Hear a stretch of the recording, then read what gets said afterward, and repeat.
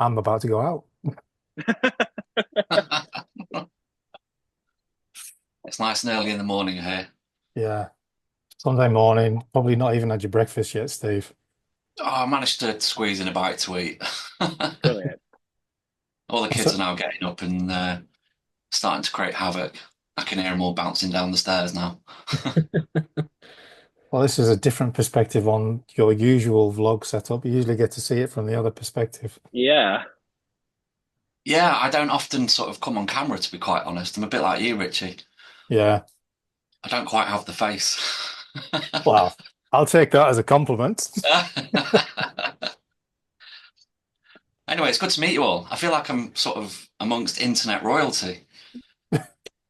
I don't Well, know. I don't know if we can say that. yeah, we don't have to bow to No Noah. chance, mate. He doesn't make us bow or call him sir or anything like that. Noah does, Oh, but we're going there. Now he's getting spotted out and about. Oh gosh. Yeah, I know. Yeah, yeah. Today had a couple people come up to me and say I recognize you from the vlog. So, oh, Well, there you go. better get the Sharpie out. Get ready to start signing shit. You know you've Right. made it if someone asks you for an autograph.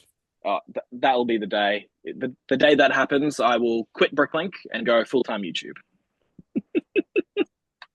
It's o'clock, so there's usually people rocking up at all different times. So who knows how many more people will join? But obviously, we're the other side of the Christmas break now. So good to see everybody again.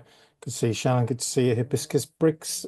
Jason's back with us after family duties, which is good. And Brick Matt regular is here as well. Most people are probably familiar with Steve and the kinds of things he gets up to, be that whether it's buying the world famous BrickArena stock and then trying to find somewhere to put it all, or the most fascinating East Midlands LEGO Brick Hire, which I still can't get my head around how much work must be involved in checking all of those sets, or in more recent times, kind of the innovation of BrickMetrics, which is probably core to the reason why we thought it'd be fascinating to get Steve in to just kind of bring us up to date with it. I was lucky enough to be part of the beta of it, although I didn't have much success kind of getting it because I like to do anything but parting out. So Steve's going to talk a little bit about that, but he's probably best to start with you, Steve, and just give us a little bit of a how the hell did you end up here? Yeah. How on earth did I start on this journey? Wow. It starts about 14 years ago, I think, and I was simply looking at something I could do with the kids. At the time, they were about just under 10 years old. And I remembered that as a child myself, I was really into Technic Lego.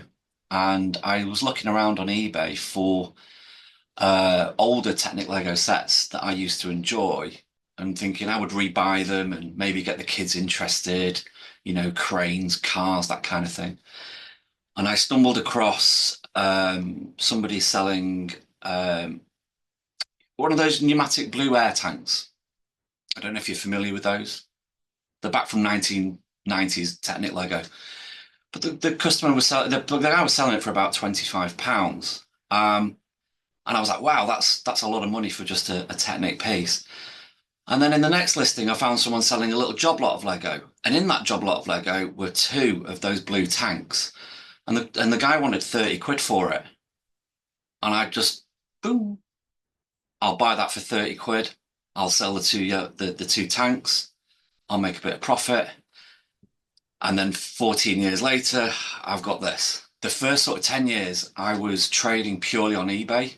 I used to make up bags of certain quantities. So I would look around on eBay, see how many people were selling the part, and then make up a bag of, say, 5 plates, 20 pins, 100 pins. Some were individual, lots of them were all bagged up in various quantities.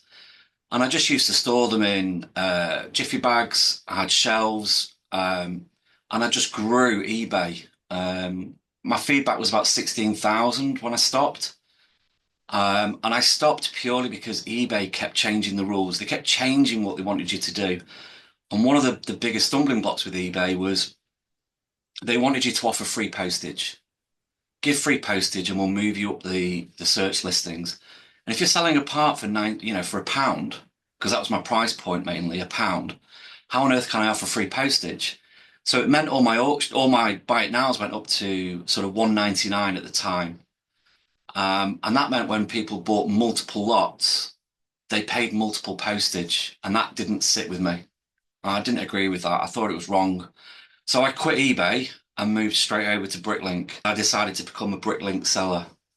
Now that grew very, very slowly until I made my first store purchase, which was through a Discord channel. And I should have watched BrickArena's video on how to buy a store before I bought that store, because I made a pretty bad error with it. I got the brick store file, but I didn't recheck any prices. I just offered an amount based on a sort of third of the value, agreed it, picked it up, and the seller hadn't been updating their prices at all. So he was well overpriced. And that meant the price I offered was far too high, and it should have been a lot lower. No wonder he snapped my hand off. But I put that down to experience. And obviously then I bought BrickArena, which, it was a big, big, big store purchase. I've still got 500,000 parts left that are not in my inventory, and are currently in my conservatory ready to be added. And that's just going to be a continuing journey now for the next year, at least, I would imagine. East Midlands LEGO Hire, started that 2 years ago now. I've got some sets stored away that I originally had earmarked for investment, but I think the investment side for me wasn't working the way I expected. So I thought, well, why not just try and cash in on them now and break them up and offer them for rental? And 2 years later, we've got over 100 sets now available for hire. And the principle's really simple. Customers come to me, pay me an amount for a weekly hire rate and a deposit. They go away with the set, build it, enjoy it.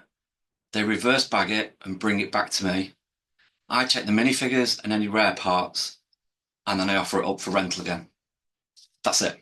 Our unique selling point is we offer the bigger sets. We don't really go for the very small ones. It's the bigger sets. We go for the biggest. We've got Eiffel Tower, Millennium Falcon, Titanic. I've got 2 Titanics, and that is it. It's all based on honesty. Because you're meeting the customer face to face, you get an idea of what their Lego journey is.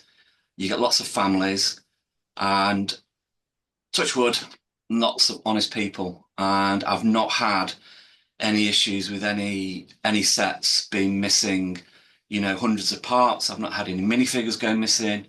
They all get checked. So I know a lot of people have got a lot of fears about expensive minifigures. My view is that child or that adult wants to build an expensive set, and they get the thrill of going, I've got a 50 quid or £100 minifigure in my hand, that you get in the set. Would they nick it? Well, maybe, but I've got a deposit. If they bring it back, I check it. I check it's still Lego genuine. No one's replaced parts, and it hasn't happened so far. Of the 100 sets, how many at any one time could be out? The best I've ever had is about 50%, but I suppose it's still growing. At the moment, I'm about 25% rented out. But it's down to, I think, the marketing that we do. We try to do Facebook Marketplace. We have a Facebook group and a Facebook page, and a little bit of offline marketing is starting to creep in now. I've got a couple of posters that we're sort of strategically trying to place in the town centre where we can get permission. There's a lot of word of mouth, so I do a referral scheme. So it's the marketing I'm trying to get more involved with, and try and get more done. But I suppose it's juggling everything because I'm only a part-time BrickLink seller. So it's part-time doing East Midlands LEGO Hire and part-time doing BrickMetrics and other bits. So the Eiffel Tower, for again, we'd have to convert it to your dollars, I suppose, but that's $1,000 Lego set here in Australia. So what do you rent it out for? So the Eiffel Tower would be £50 for 4 weeks. Right. What's the RR? I'll open up my I reckon spreadsheet. about £500 or something, wouldn't it be? Like it's probably 10% or something like that. Yes, approximately. For a 4-week hire, probably about 10% of RRP is where we pitch it. For some sets, we then go down to a 3-week and a 2-week hire. And on occasions, I might do a 1-week hire as well. But predominantly 2, 3, or 4 weeks. One of the things we do is we don't pre-book any sets out.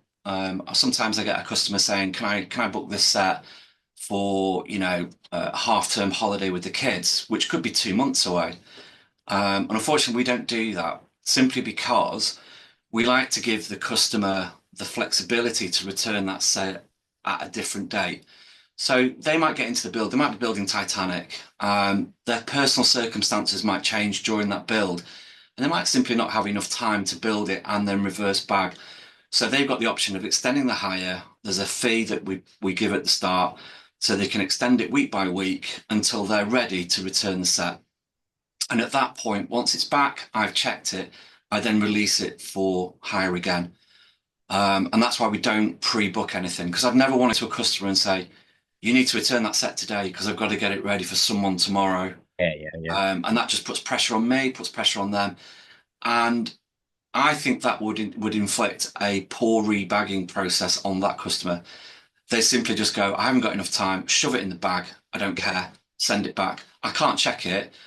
My next customer says, "The parts are in the wrong bags. I can't make it. And it spoils their build of it." I'd be interested in the storage what that storage looks like for 100 sets, especially some of those bigger ones. What does that look like for you? Well, we use really useful boxes. So this is it's about a 15 litre. I take the labels off. So, oh no, this is a 9 litre.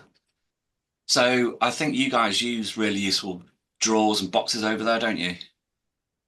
Yep. Yeah, so this is the 9 litre version, and this is a one of our pocket money range. So this is Hogwarts Castle and Grounds. Don't know if you can see the set number 76419. The main sets go in the next size up. I don't think I've got one in here. And then the Titanic just go in a bigger, really useful box. It does take up a lot of room. I'm fortunate that I've got a loft conversion, and it's easy to get up there, and I've got them all stored away. Wife not be very happy with it, but obviously I hope that as I build them, I'm getting them out there on rental. So, I suppose it's like a hotel. You want an occupancy rate. So if you've got 100 rooms, you want the rooms rented out, and it's the same with the sets. I'm trying to increase the number that are out at any one time so that I'm not storing them as much. That's a really interesting way to put it. Yeah. A damn good idea. So, BrickMetrics comes along because you're not busy enough. Yeah. Well, to be honest, BrickMetrics, I first devised BrickMetrics when I was still selling on eBay. So we're talking 8 years ago. And the history behind it was, like I said, with eBay, you sell a bag of maybe 100 pins. And I was getting fed up of doing used Lego. All my eBay was all used. And I wanted to get into new Lego because it's quicker and easier to list. I don't have to take a photograph of it. Everything on eBay was purely photographed by me. And it was becoming a right drag to actually create new listings. So I wanted to get into new. And because of the way you sell it, i.e. in packs of 100, what I wanted to do was if I took the inventory of a new set and you get 5 of a particular part in it, but I need to sell them as a 10, I would need to buy 2 sets to get the 10. Does that make sense? Mhm. Yeah. So I built a matrix that allowed you to put in an inventory and then a number of sets. And as you increase the number of sets, you increase the return on investment, because you no longer have parts just sat there that you can't sell because they don't reach that minimum lot amount. And I worked out that I could, if I wanted to spend £100 and buy 3 sets, I could sell them on eBay, I'd get my money back, and I'd still have a load of parts left that I would add at a future point. And that's when I first developed the website. And when I got into BrickLink, it evolved, it changed. I didn't do that in the same way, but I used to use it to create part out values on sets. I then had a chat with Keith, and I was showing Keith this, and me and Keith came up with new ideas, and one of those was sell-through rates.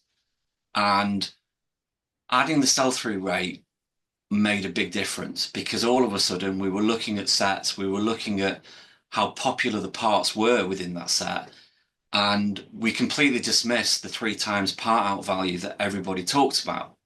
In the UK, 3 times part out value now is extremely rare. It's really hard to find sets that give you that kind of part out value. But then saying that, you can get some absolute bargains, and you get 3 times part out value of parts that never sell. So what's the point? So introducing the sell-through rate allows you to sort of make a better decision on whether or not you should buy that set purely for part out. So that was only beginning of last year that me and Keith were doing that. And I went away and I came up with the idea of turning the website into something that I can then effectively sell to other BrickLink sellers. I've been using it myself on my own, and all the little quirks in there and the little issues with it, I just brushed over. It didn't matter to me, but I couldn't use that to sell to somebody else. So it evolved into BrickMetrics, and it launched only in December last year. So it's only sort of a couple of months old now. November, I think it was actually, yeah, a few months old. And the standard version allows you to look at the part out value of a set and also the sell-through rate of the set. And then we've added some other metrics in there, including your expected return after 6 months, 12 months, and a year, based upon your selling prices. BrickLink's API allows you to choose. You can go global, you can then go regional, and you can go country specific. And through the beta testing, we noticed lots of little sort of quirks with that data, that all of a sudden things were going sort of far too cheap, and in some respects far too expensive. But the whole idea is that price is sort of set. Once you get your chosen geographic location, if you want to go global, fine. But if you want to go country specific, that data is the same for everyone in that same area. But then what we do is we apply a margin, for want of a better word, and that margin is controlled by you. You can dictate how much you want to change that price based on its sell-through. So you create an array. So for example, if the average price was $1, but it had a sell-through rate of 100, that means you would sell that part within 6 months, based on averages, based on the data. You should sell that part within 6 months. For you, you might say, that's a really quick seller. I want to put the price up by 10%. And so you would sell that at $1.10. If the sell-through rate was, say, 20, so 20%, it's going to take you a lot longer to sell it. And therefore, you might say, I want to reduce that price by 10% and make it 90 cents. Does that make sense? Yeah. Right. So you can then create an array of changes. So you might say, if the sell-through rate is 20, I want to reduce the sell price by 10%. But if the sell-through rate is 50%, I want to reduce my selling price by 5%. If the sell-through rate is 100, I want to increase by this much. If the sell-through rate is 500, I want to increase by this much. And you can have as many of those as you want, and you build up a price change array so that when you import your set, the suggested price is based on your figures. It's not, we're not all sharing the same data, and it means you're not then all of a sudden setting your price to the same price as every other Bricklink store. It's all individual to you, and you can change that array whenever you want, tweak it however you want, and then you get, those new prices. And how's it been going so far in terms of kind of users and stuff like that? I know you're kind of planning on having the basic version and then like a premium that has other features, yeah? Yeah, I mean, so far we've got about 70 subscribers. Sorry, 70 people registered on the site. We have got two versions at the moment, the free version and the standard version. So the free version just gives you part out value, and it's based on the global price. So it's almost mimicking the behavior that you'll already see in Bricklink. But we have to offer that as a service.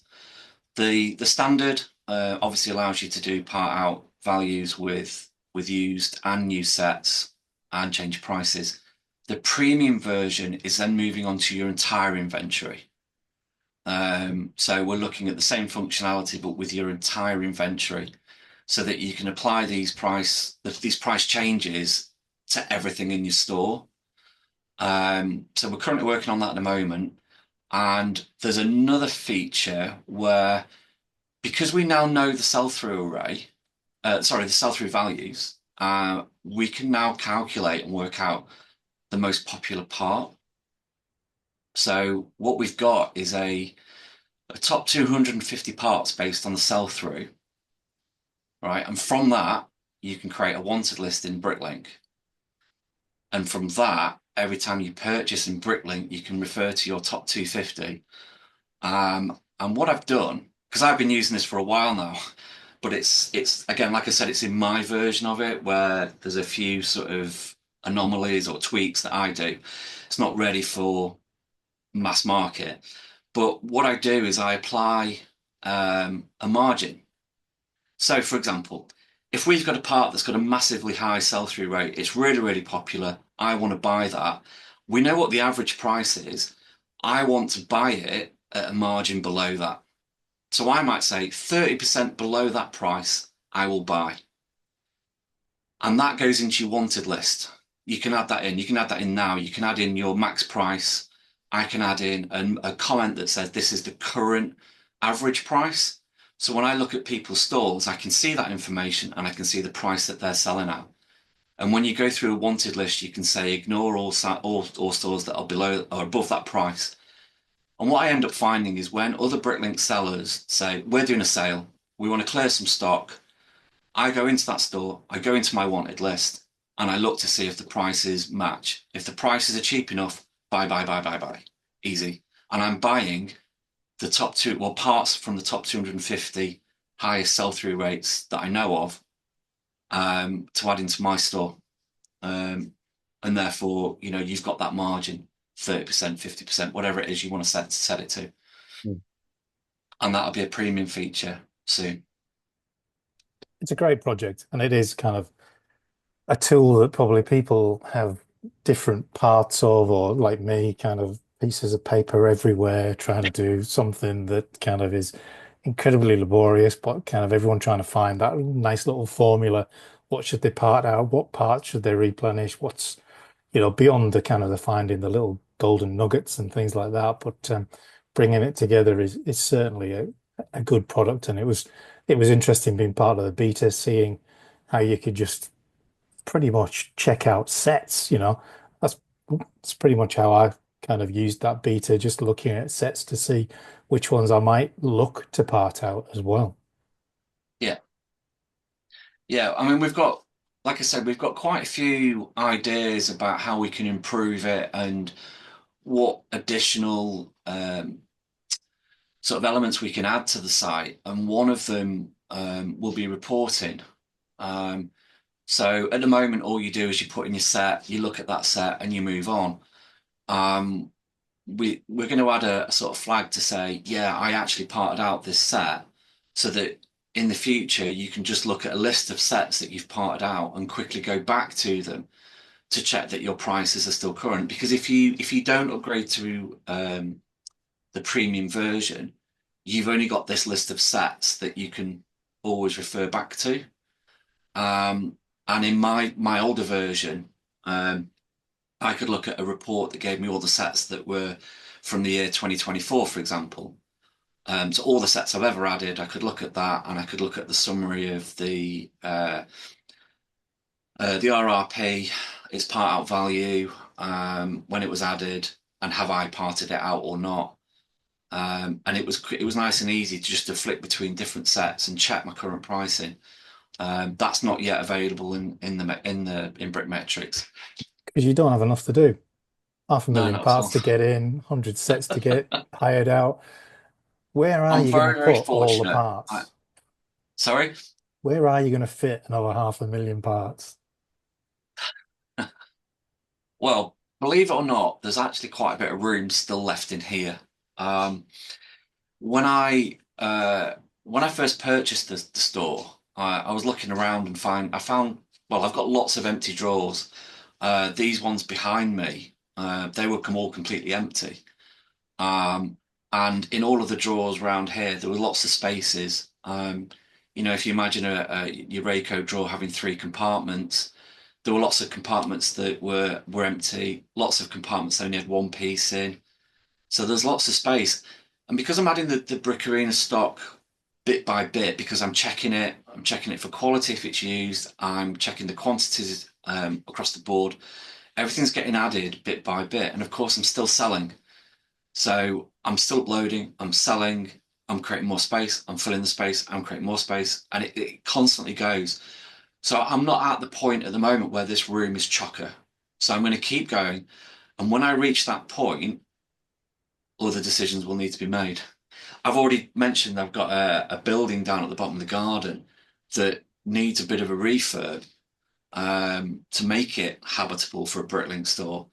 But we've got to sort of work out the floor space and how we're going to fit it in, because it's a little bit bigger than this room, but not by a great deal.